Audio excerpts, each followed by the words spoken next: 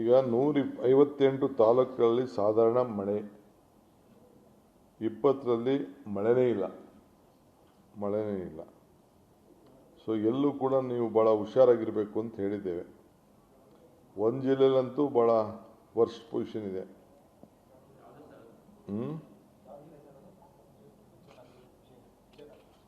ವಿಜಯನಗರ.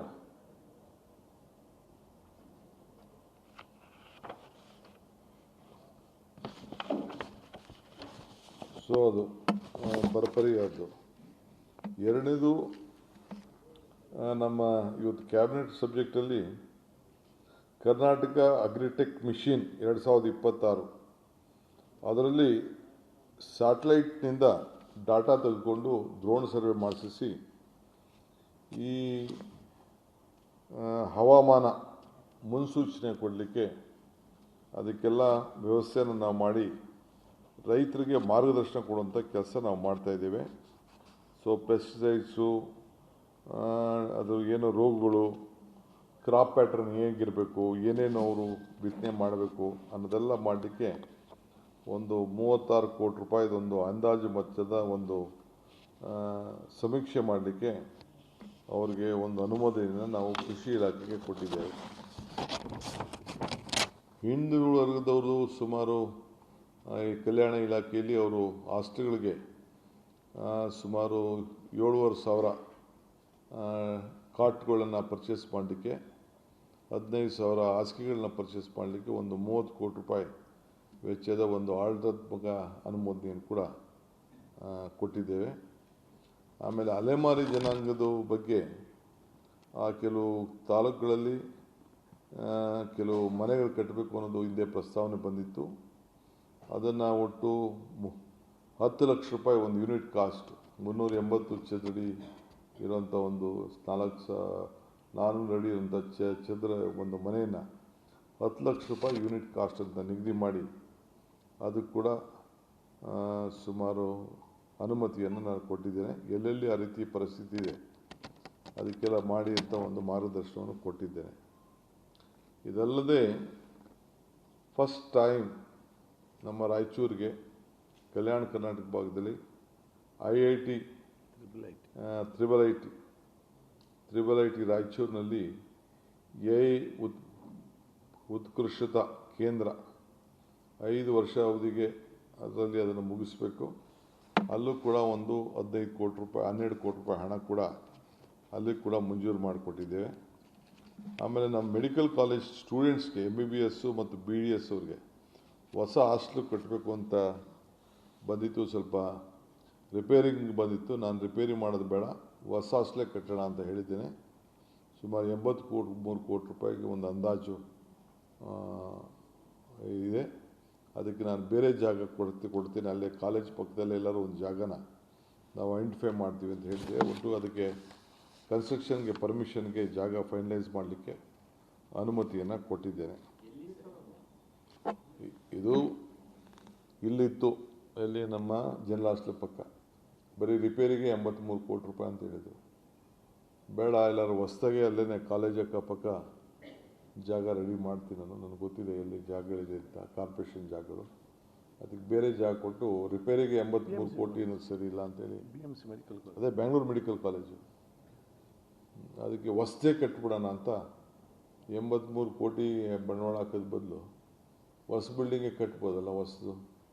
ಅದನ್ನು ಬೇಡ ಅಂತ ಹೇಳಿ ನಾನು ಬೇರೆ ಜಾಗ ಅವ್ರಿಗೆ ಕಾಲೇಜ್ ಸುತ್ತಮುತ್ತಲು ಒಂದು 3-4 ಕಿಲೋಮೀಟ್ರಲ್ಲಿ ಎಲ್ಲರೂ ಒಂದು ಬೇರೆ ಜಾಗ ನೋಡಿಬಿಟ್ಟು ಅವ್ರಿಗೆ ಜಾಗ ಕೊಡ್ತೀವಿ. ಬಟ್ ಅದನ್ನು ಅಪ್ರೂವಲ್ ಅಂತೂ ಕೊಟ್ಟಿದ್ದೇವೆ. ಅದಕ್ಕೆ ಆಡಳಿತಾತ್ಮಕ ಅನುಮೋದನೆಯನ್ನು ಕೊಟ್ಟಿದ್ದೇವೆ ಅದಕ್ಕೆ.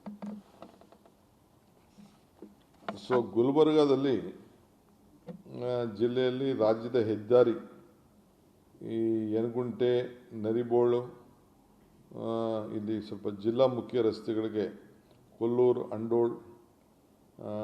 ಅಂಡೋಳ್ ಅಭಿವೃದ್ಧಿ ಪಡಿಸುವ ಕಾಮಗಾರಿ ಸುಮಾರು 25 ಕೋಟಿ ರೂಪಾಯಿಗೆ ಅಡ್ಮಿನಿಸ್ಟ್ರೇಟಿವ್ ಅಪ್ರೂವಲ್ ಕೇಳಿದ್ರು, ಅದು ಕೂಡ ಕೊಟ್ಟಿದ್ದೇವೆ. ಆಮೇಲೆ ನಮ್ಮ ಲೋಕಭವನ ಅಂದರೆ ಹಳೆ ರಾಜಭವನ, ಅಲ್ಲಿ ಒಂದು ಅಡ್ಮಿನಿಸ್ಟ್ರೇಟಿವ್ ಬ್ಲಾಕ್ ಕಟ್ಟಬೇಕು ಅಂತ ಅಂದ್ಬಿಟ್ಟು ಸಪ್ರೇಟಾಗಿ ಅವ್ರದ್ದೊಂದು ಪ್ರಸ್ತಾವನೆ ಕಳಿಸ್ಕೊಟ್ಟಿದ್ರು. ಅದಕ್ಕೆ ನಾನು 27 ಕೋಟಿ ರೂಪಾಯಿ ಅಂದಾಜು ವೆಚ್ಚದಲ್ಲಿ ಅವರಿಗೆ ಅಪ್ರೂವಲ್, ಅದಕ್ಕೆ ಕೂಡ ಅನುಮೋದನೆಯನ್ನು ಅಡ್ಮಿನಿಸ್ಟ್ರೇಟಿವ್ ಅಪ್ರೂವ್ ಕೊಟ್ಟಿದೆ. ಇನ್ನೊಂದು ವಿಶೇಷವಾಗಿ ಶಾಲಾ ಶಿಕ್ಷಣ ಇಲಾಖೆ ವತಿಯಿಂದ 15,000 ಟೀಚರ್ಸ್ಗಳನ್ನು ರಿಕ್ರೂಟ್ಮೆಂಟ್ ಮಾಡಲಿಕ್ಕೆ ಅದಕ್ಕೂ ಕೂಡ ಗಟ್ಟುವಂತರ ಅನುಮೋದನೆಯನ್ನು ಈಗಾಗಲೇ ಪರ್ಮಿಷನ್ ಕೊಟ್ಟಿದೆ ಅದಕ್ಕೆ. ಸೊ ಅದಕ್ಕೂ ಕೂಡ ಅನುಮೋದನೆಯನ್ನು ಈಗಾಗಲೇ ನಾವು ನೀಡಿದ್ದೇವೆ. ಸೊ ಇದಲ್ಲದೆ ಕಾರಂಜ ಬಲ್ದಂಡ ಕಾಲುವೆ ಅಲ್ಲಿ ಸುಮಾರು 180 ಕೋಟಿ ರೂಪಾಯಿ ವೆಚ್ಚದ ಒಂದು ಆಡಳಿತಾತ್ಮಕ ಅನುಮೋದನೆಯನ್ನು, ಅದು ಭಾಳ ವರ್ಷದಿಂದ ಪೆಂಡಿಂಗ್ ಇತ್ತು, ಅದು ಹಿಂದೆ ನಮ್ಮ ಬೋರ್ಡಲ್ಲೂ ಕೂಡ ನಾವು ಪಾಸ್ ಮಾಡಿದ್ದು, ಅದಕ್ಕೆ ಕೂಡ ನಾವು ಅನುಮತಿಯನ್ನು ಕೊಟ್ಟಿದ್ದೇವೆ. ಮೈಸೂರು ಜಿಲ್ಲೆಯಲ್ಲಿ ಇದು ಕಾರಂಜ, ಇದರಲ್ಲಿ ಇದು ಬೀದರ್ ಮೈಸೂರು ಜಿಲ್ಲೆ ನಂಜನಗೂಡು ನಗರ ಬಳಿ ಕಪಿಲಾ ನದಿಗೆ ಅವರು ನಗರದ ವ್ಯಾಪ್ತಿಯಲ್ಲಿ ಕೆಲವು ನೀರು ಇದಾಗ್ತಿತ್ತು, ಅತಿಥಿ ಗೃಹಕ್ಕೆಲ್ಲ ಸ್ವಲ್ಪ ಸಮಸ್ಯೆ ಆಗ್ತಿತ್ತು. 70 ಕೋಟಿ ರೂಪಾಯಿ ವೆಚ್ಚದಲ್ಲಿ ಅಲ್ಲಿ ಒಂದು ಮುಂಭಾಗದಲ್ಲಿ ಒಂದು ಅಭಿವೃದ್ಧಿ ಮಾಡಲಿಕ್ಕೆ ಅನುಮತಿಯನ್ನು ನಮ್ಮ ನೀರಾವರಿ ಇಲಾಖೆಯನ್ನು ಕೊಟ್ಟಿದ್ದೇವೆ. ಇದಲ್ಲದೆ ತಮಗೆಲ್ಲ ಗೊತ್ತಿದೆ, ನಮ್ಮ ಗವರ್ನರ್ ಸಾಹೇಬರು ಅದಕ್ಕೆ ಇವರು ನಮ್ಮ KPSC ಅಧ್ಯಕ್ಷರು ಅವ್ರನ್ನ ಅಮಾನತಿನಲ್ಲಿ ಸಸ್ಪೆಂಡ್ ಮಾಡಿದರು. ಅದಕ್ಕೆ ಕೂಡ ನಾನು ಕ್ಯಾಬಿನೆಟಲ್ಲಿ ಇವತ್ತಿಟ್ಟು ಅದಕ್ಕೆ ನಮ್ಮ ಒಪ್ಪಿಗೆಯನ್ನು, ಅದನ್ನು ನಾನು ಪರಿಶೀಲನೆ ಮಾಡಿ ನೋಡಿದೆ ಏನೇನಿತ್ತು ಅಂತೇಳಿ. ಅವರು ಎಲ್ಲ ಭಾಳ ದೀರ್ಘವಾಗಿ ಪರಿಶೀಲನೆ ಮಾಡಿದರು, ಅದು ಸರಿ ಇದೆ ಅನ್ನೋದನ್ನು ನಾನು ಕೂಡ ಕ್ಯಾಬಿನೆಟಲ್ಲಿ ಅದಕ್ಕೆ ನಮ್ಮ ಒಪ್ಪಿಗೆಯನ್ನು ವ್ಯಕ್ತಪಡಿಸಿದ್ದೇವೆ.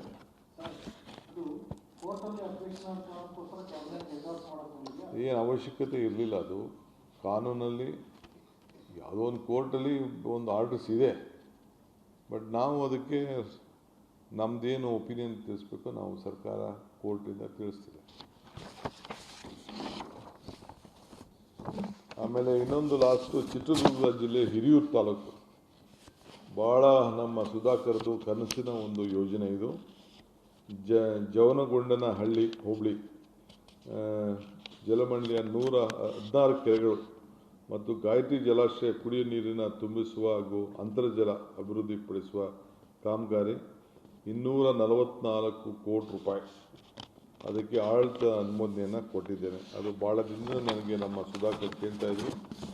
ಸೊ ಅದು ಪಾಪ ಇವತ್ತು ಇಲ್ಲ, ನಾವು ಆತನ ಬೇಡಿಕೆಯನ್ನು ಈಡೇರಿಸಬೇಕು ಅಂತೇಳಿ ಸೊ ಈಗ ಅದನ್ನು ಅಡ್ಮಿನಿಸ್ಟ್ರೇಟಿವ್ ಅಪ್ರೂವಲ್ ಕೂಡ ಅದನ್ನು ತೆಗೆದುಕೊಂಡು ಕೂಡಲೇ ಆ ಕೆಲಸ ತೆಗೆದುಕೊಳ್ಳಲಿಕ್ಕೆ ಅನುಮತಿಯನ್ನು ಕೊಟ್ಟಿದ್ದೇವೆ. These are the major decisions we have taken in the cabinet. ಯಾವುದು ಖಂಡಿತ ಮಾಡ್ತೀವಿ. ಅದಕ್ಕೆ ಸೆಂಟ್ರಲ್ ಗೌರ್ಮೆಂಟ್ ಕೆಲವು ಗೈಡ್ಲೈನ್ಸ್ ಇದೆ, ಅದೆಲ್ಲ ಡ್ರೌಟಿಂಗ್ ರಿಪೋರ್ಟ್ಸ್ ಬರಬೇಕು, ಎಲ್ಲ ಕಂಪ್ಲೀಟ್ ವರದಿ ಬರಬೇಕು. ಏಕೆಂದರೆ ಭಾಳ ಜಾಸ್ತಿ ತಾಲೂಕುಗಳಿದೆ, ಅವ್ರಿಗೆಲ್ಲ ಆಫೀಸರ್ಸ್ಗೆಲ್ಲ ಹೇಳಿದ್ದೀವಿ. ಫಸ್ಟು ಇವತ್ತು ನಾನು ಅವ್ರಿಗೆಲ್ಲ ಅವ್ರಿಗೇನೇನು ಡೈರೆಕ್ಷನ್ಸ್ ಕೊಡಬೇಕು ಹೇಳಿದ್ದೀನಿ. ಸೆಂಟ್ರಲ್ ಗೌರ್ಮೆಂಟ್ ನಾರ್ಮ್ಸು ಬರೀ ಬಿಟ್ಸ್ ಆ್ಯಂಡ್ ಬಿಟ್ಸ್ ಕಟ್ಟೋಕ್ಕಾಗಲ್ಲ. ಲಾಸ್ಟ್ ಟೈಮ್ ನಾವು ಆಗಸ್ಟಲ್ಲಿ ಸೆಪ್ಟೆಂಬರಲ್ಲಿ ಅವ್ರಿಗೆ ಮೇಜರ್ ರಿಪೋರ್ಟ್ಸ್ ಎಲ್ಲ ಕೊಟ್ಟಿದ್ದು. ಈಗ ನಾವು ಕಳಿಸಿದ್ರೆ ಡಿಕ್ಲೇರ್ ಮಾಡಿದ ತಕ್ಷಣ ಅವ್ರು ಯಾರೂ ರಿಪೋರ್ಟ್ಗೆ ಇಲ್ಲಿಗೆ ಬರಲ್ಲ. ಸೊ ಒಟ್ಟಿಗೆ ನಾನು ಎಲ್ಲ ರಿಪೋರ್ಟ್ ತರಿಸ್ಕೊಂಡು ಈಗ ಹೇಳಿದ್ದೇನೆ. ನಾನು ಅವ್ರಿಗೆ ಪೇಪರ್ ರಿಪೋರ್ಟ್ ಯಾರನ್ನೂ ಒಪ್ಪಲ್ಲ ಅಂತ ಹೇಳಿದ್ದೀನಿ. ನಾನು I don't believe in paper. ನಿಮ್ಮ ಕಿವಿಲಿ ನಾನು ಕೇಳೋಕ್ಕೆ ಇಷ್ಟೆಲ್ಲ ಕಣ್ಣನ್ನು ಮಾತ್ರ ನಂಗೆ ನಂಬಿಕೆ. ಕಣ್ಣಲ್ಲಿ ನೀವು ಹೋಗಿ ನೋಡ್ಕೊಂಡು ಬರಬೇಕು, ಕಣ್ಣಲ್ಲಿ ಹೆಂಗಿದೆ ಪರಿಸ್ಥಿತಿ ಅಂತೇಳಿ ವಿಡಿಯೋಗಳೆಲ್ಲ ನೋಡಿಕೊಂಡು ಮಾಡಿಕೊಂಡು ದಾಖಲೆಗಳು ತೆಗೆದುಕೊಂಡು ಬರಬೇಕು ಅಂತ ಅವ್ರಿಗೆ ಹೇಳಿದ್ದೇನೆ ನಾನು.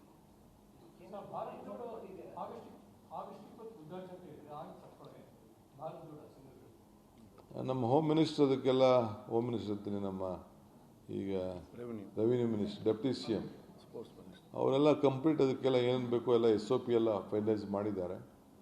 ಅದೆಲ್ಲ ಮಾರ್ಗದರ್ಶನ ಎಲ್ಲ ಕಂಪ್ಲೀಟ್ ಅವರು ತಿಳಿಸಿದ್ದಾರೆ. ಸೊ ಅವರು ಯಾರ್ಯಾರಿಗೆ ಏನೇನು ಜವಾಬ್ದಾರಿ ವಹಿಸಬೇಕು ಅದನ್ನು ವಹಿಸಿದ್ದಾರೆ. ಅದೆಲ್ಲ ಮಾಡೋಣ.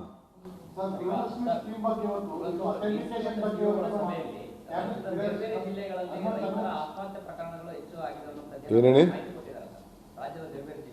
ಏನ ಒಂದೇ ಒಂದು ಆತ್ಮಹತ್ಯೆ ಆಗಿದೆ ಅನ್ನೋದು ಒಂದು ಮಾಹಿತಿ ಅಫಿಷಿಯಲ್ ಆಗಿ ಬಂದಿದೆ, ಇಲ್ಲಿವರೆಗೂ ಬಂದಿದೆ.